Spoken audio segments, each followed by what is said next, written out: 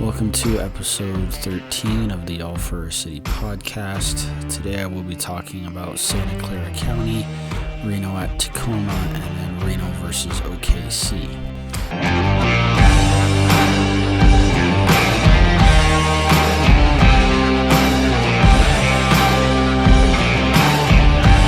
Getting into the news, Santa Clara County banned gatherings due to the coronavirus. It's gatherings over 1,000 people. So there was talk, I haven't seen it yet, but there was talk that Sharks games were being canceled for the month of March. And then as of March 10th, the San Jose Earthquakes said that they will comply with this. And then they said more info is to come. They have not canceled or rescheduled any of their games yet.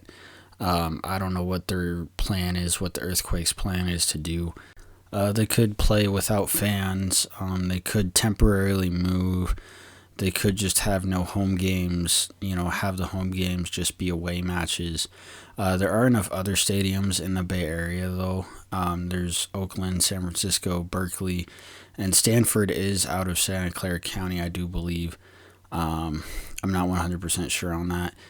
Yeah, and if needed, they could even move to a place like Reno or Sacramento, just temporarily, of course.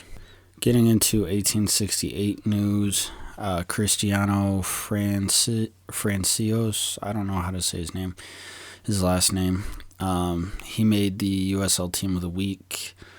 So yeah, congratulations to him. And then the team released a commercial, or what their commercial is going to look like this season. They did use some of my footage, and I did give them permission to do that.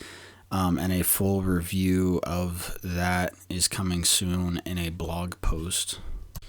All right, moving on to what's going on the pitch. Reno started off the season in Tacoma last Friday. The watch party was really the place to be. The team had a raffle for something like $50 in stadium cash, which was nice. JT was in net, not Matt. I think they'll go, based on what I'm hearing, I think they'll go back and forth sharing the starting role again or something similar to that.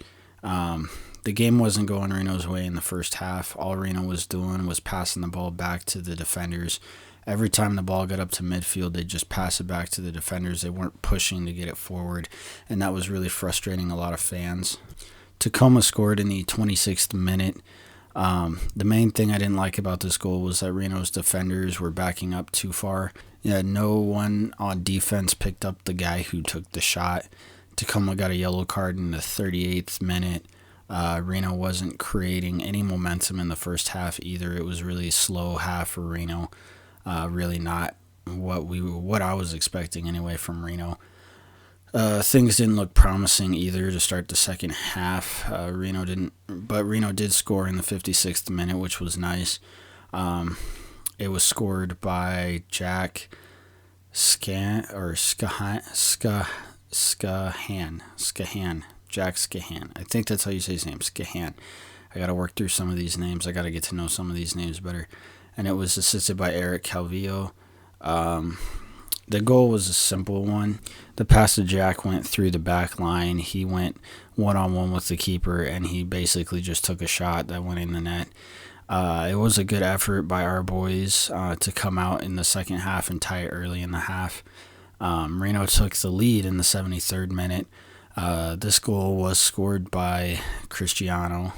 The goal was unassisted. The ball went into the box. The ball was passed across the box, and then a shot was taken on net.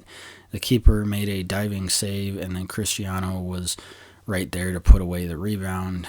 He was in the right place at the right time. It was good on him to put himself in that position. Tacoma got another yellow card in the 86th minute. Reno would score the last goal of the night in the 87th minute. Gilbert Fuentes would score it, and then Cristiano would assist it. Cristiano was under pressure heading down the box towards the goal. He was able to get the pass off to Fuentes. Fuentes one-touched it into the back of the net. It was a good pass by Cristiano. He recognized that he was under pressure and that Fuentes was open in a scoring position.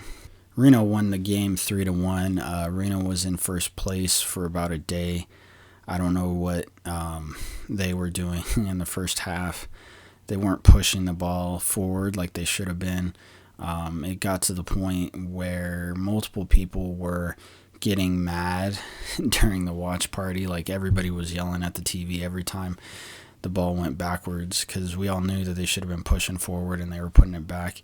I think the keeper situation is going to go back to what it was last season. I think that Matt and JT will both be our keepers this season, and I think they're going to go back and forth with sharing the keeper duties.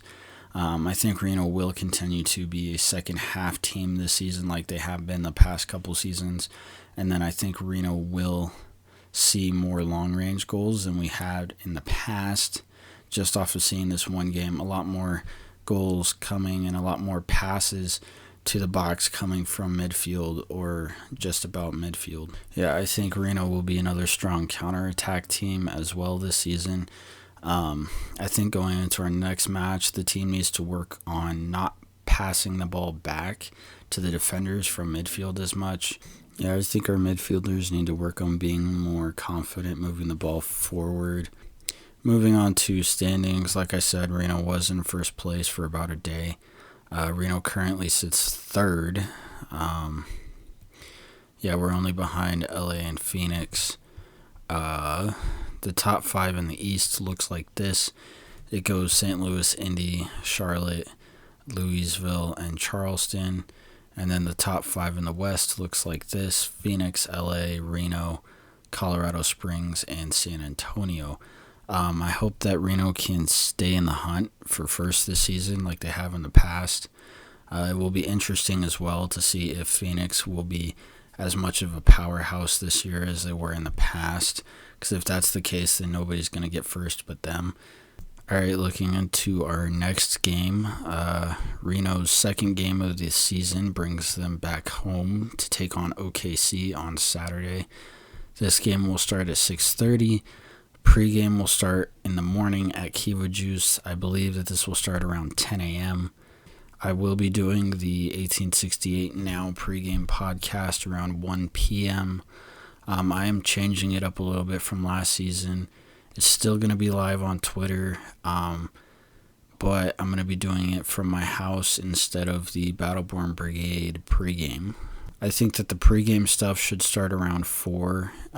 It could start earlier just because the game's a little bit earlier than normal. There will be 2 pregame parties that I know of. The Battleborn Brigade will be at Mellow Fellow, and then the Douglas Alley Renegades will be at the Santa Fe Hotel. I'm not sure what's happening for postgame yet. Usually there is something upstairs going on at Greater Nevada Field. Getting back into a little bit more about this game, Reno is 4-1-1 versus OKC in the regular season.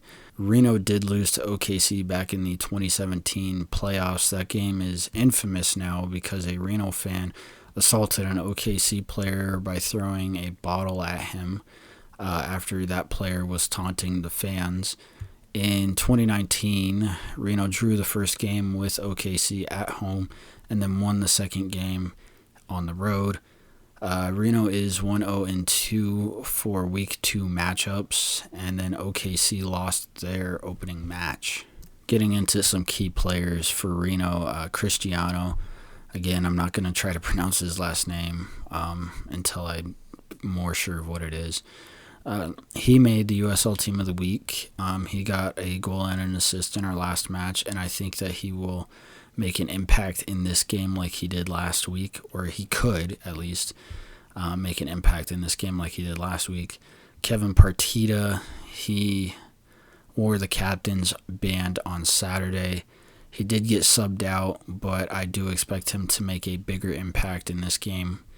And then Haji, he was subbed out, and then he was one of the midfielders who didn't seem to be able to get the ball down the field in the last game, so we'll see if he improves on that. Moving into OKC players, there's Stevenson, who scored an own goal in the last match with OKC. He'll be looking to redeem himself in this match, I think. Harris, who's another one of the OKC players, he scored their only goal in the last match. It was a header, and it did tie the match at 1 apiece. And then Ward, he got a yellow card in the 53rd minute and was subbed off in the 75th minute. I think he'll be looking to be a bigger impact in this game for OKC. OKC had most of the possession and still managed to lose last week. The own goal is probably in the back of everyone's mind leading into this match for them. OKC isn't an easy win, I don't think. And then I think OKC will be fighting to get this first win, because if they don't win this week, then they're going to go 2 weeks without winning, and they're going to go into that third week without a win, and they still are going to be pushing for that. So I think they're going to really want that win this week. Reno will be looking to show out for their first home game. They always try to show out for their first home game. Players are always trying to play better for that first home game. I think Reno has the offensive power to beat OKC. I think OKC's defense doesn't seem that strong, especially since they have that own goal. I do think Reno will win. I think Reno will have a better second half than they do in their first half. So no matter how they play in the first half, I think that their second half will be better. And then the player of the week, getting into that, I'm bringing that back for this podcast. He made the USL Team of the Week. He got a goal on Saturday, and then he got an assist on Saturday. He should be an impact player moving forward. This week's All for a City podcast player of the week is Cristiano.